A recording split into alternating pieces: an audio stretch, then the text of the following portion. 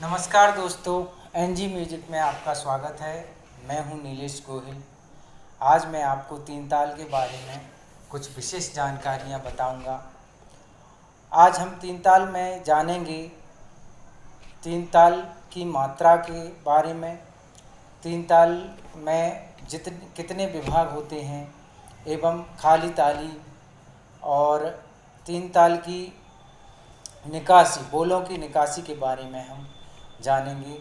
आज का ये वीडियो आपके लिए बहुत ही उपयोगी है और अंत तक इस वीडियो को ज़रूर देखिए। इस वीडियो में वो सभी जो गुरु जो सिखाते हैं वो सभी खूबियाँ मैंने डालने की कोशिश की है और आप इसको अंत तक ज़रूर देखिए। अब मैं आपको तीन ताल का ठेका बजाकर बताता हूँ। तीन ताल में ठेका बजाने से पहले बताना चाहूँगा, तीन ताल में 16 मात्रा होती हैं। एक बार फिर से, तीन ताल में 16 मात्रा होती हैं और विभाग 4 विभाग होते हैं। विभाग या खंड बोल सकते हैं। कितने विभाग? 4 विभाग होते हैं और इसमें पहली, पांचवी और 13वीं मात्रा पर, पहली, पांचवी और 13वीं मात्रा पर ताली होती है और 9वीं मात्रा पर खाली होती है। तो दोस्तों, पहले हम खाली ताली के बारे में जानेंगे। खाली ताली कैसे हम बजाते हैं, खाली ताली को कैसे हम बजा सकते हैं।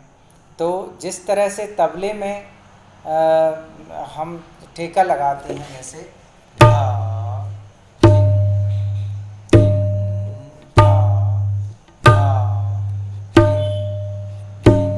धा, धिन, धिन, धा, धा, धिन, धिन,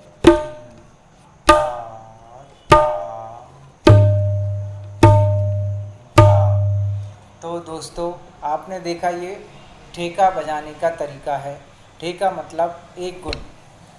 तो दोस्तों, अब देखते हैं अपन खाली ताली लगाकर, और विशेष ध्यान इसी पर दीजिए क्योंकि सबसे पहले तीन ताल को सीखने के लिए सबसे पहले इसी का प्रयोग किया जाता है। देखिए, जैसे मैं बताता हूँ आपको, धा, धिन, धिन, धा, धा, धिन, धिन, धा, धा, तिन, तिन, ता, ता, धिन, धिन, धा, धा। तो दोस्तों, ये तीन ताल की खाली ताली थी और इसमें हम देख पा रहे हैं कि कैसे हम तीनों उंगलियों का और ताली का संयोजन करके ताल बजा रहे हैं। और मैंने पिछले वीडियो में भी आपको ये बताया था कि तीन ताल या कोई भी ताल की खाली ताली लेने से पहले ये जान लें कि ताली मतलब ताली, सम का ये चिन्ह माना जाता है और खाली को झाला देकर हम पेश करते हैं। तो फिर से हम एक बार फिर से मैं आपको और भी बार बता सकता हूँ, मैं बार बार बताऊँगा ताकि आपको ये तीन ताल की खाली ताली लगाना आसानी से आ जाए, सरलता हो जाए। और मैं आपको बताता हूँ फिर से, धा, धिन,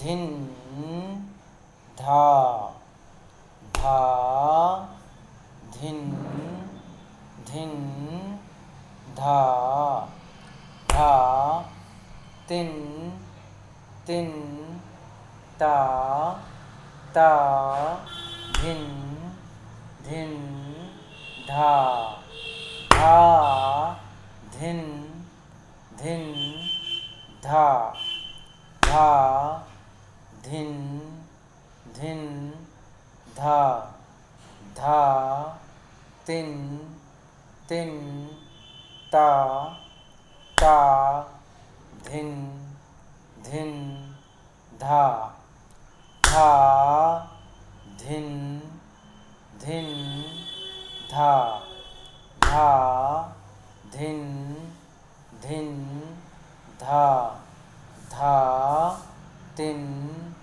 तिन ता ता धिन धिन धा। तो दोस्तों आपको समझ में आया होगा, एक बार फिर से आप देख लीजिए। धा और स्लो करके मैं बताता हूँ आपको। धा धिन धिन धा धा धिन धिन धा धा तिन तिन ता ता धिन धिन धा। तो अब गिनती के तौर पर हम इसको एक बार गिनकर भी पेश कर सकते हैं। जैसे 1 2 3 4 5 6 7 8 9 10 11 12 13 14 15 16 धा। इसमें आखिरी का धा सम पर ही हमको ताल छोड़ना है। तो फिर से देखिए 1 2 3 4 5 6 7 8 9 10 11 12 13 14 15 16 1। तो आपने खाली ताली और नंबर के द्वारा भी देख लिया। अब हम सीखेंगे 3 ताल के बोलों के बारे में, बोलों की निकासी के बारे में। हम तबले पर इसका अभ्यास करना स्टार्ट करेंगे। तो मित्रों देखिए, सबसे पहले तबले को एक साथ रख लें और उसके बाद पहला बोल है धा। दोनों हाथों से, हाथ की पहली उंगली से और ये मध्यमा से हम तबले का पहला बोल बजाएंगे धा। फिर दूसरा बोल धिन धा धिन धिन धा धा धिन धिन धा धा धिन धिन धा धा धिन धिन धा धा धिन धिन धा धा धिन धिन धा धा धिन धिन धा। तो अब बात आती है कि बोलों की निकासी को कैसे पहचानें। तो देखिए, धा चांटी पर और ये हिस्सा हमारा स्याही से टच रहेगा और मैदान पर ये हिस्सा उंगली का अग्रभाग इसमें टच होगा मैदान पर, तब डिग्गे के मैदान पर और चाटी पर। ये धा। शुरू में आप घबराइए नहीं, शुरू में आवाज़ बिल्कुल भी नहीं निकलेगी। सबसे पहले अभ्यास तो हमको उंगलियों का अभ्यास करना चाहिए, जैसे कि 1 2 1 2 1 2 1 2 1 2 1 2 1 2 1 2। तो इससे आपको थोड़ा आवाज़ और उंगलियों में बोलों की निकासी में सरलता आएगी और तबले से आवाज़ भी निकलेगी। पर आवाज़ जब तक भी ना कभी कुछ समय तक नहीं निकलेगी और आवाज़ धीरे धीरे करके आप आवाज़ भी तबले से आने लगेगी। तो धैर्य रखें, घबराएं नहीं। और इस फिर से देखिए 3 ताल का ठेका या 3 ताल के बोल, जैसे धा। तो धा कैसे निकाला? उंगली के अग्रभाग से, मध्यमा से और धा।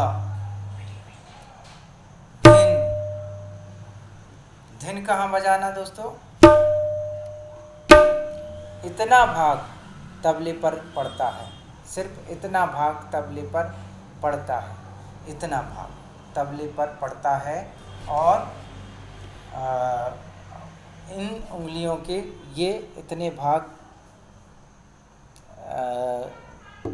उंगलियों के इतने भाग इस पर डिग्गे पर टच होंगे और अग्रभाग इसका पहला मतलब डेढ़, पहली उंगली का डेढ़, ये इसको ये भाग कहलाएगा। तो इसका डेढ़ भाग हमको बजाना है। तो डेढ़ भाग से बजाना है। देखिए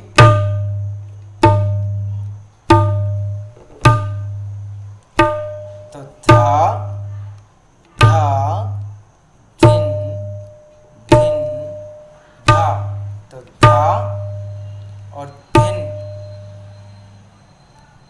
धिन धा धा धिन धिन धा धा धिन धिन धा धा धिन धिन धा। देखिए धा, फिर धिन, धिन को आगे थोड़ी सी उंगली बढ़ाकर चाटी में और थोड़ा सा मैदान में टच होगा धिन।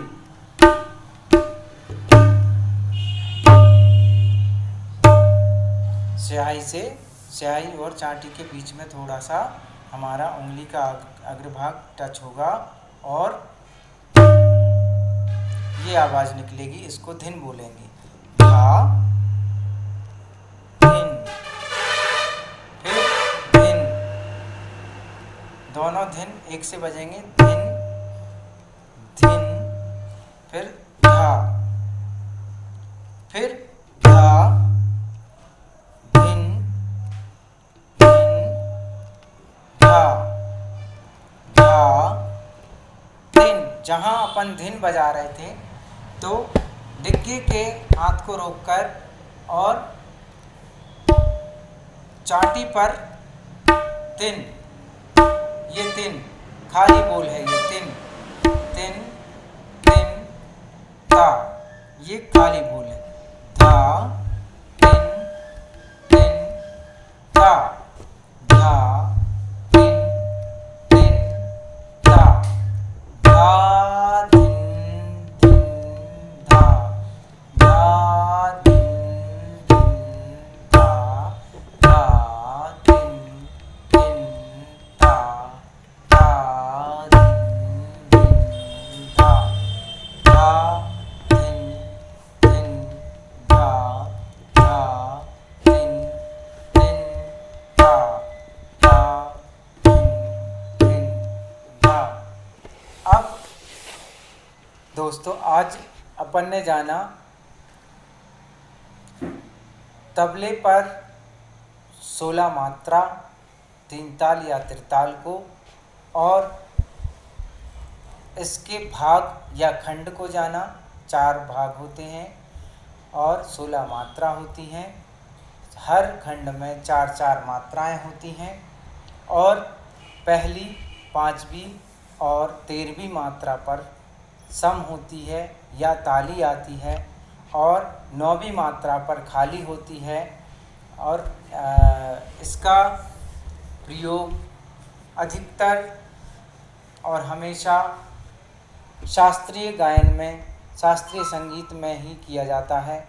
और तीन ताल बहुत ही अच्छी ताल है और इसमें कई भजन भी गाए जाते हैं और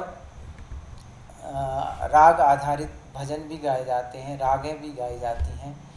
तो इस ताल को आप पहले सीखिए, क्योंकि तीन ताल अगर आपने सीख लिया है तो बाकी के ताल बहुत आसानी से आपको आने लगेंगे, क्योंकि इसमें 16 मात्रा जो होती हैं वह बहुत कीमती, तबले की कीमती चीज़ मानी जाती है।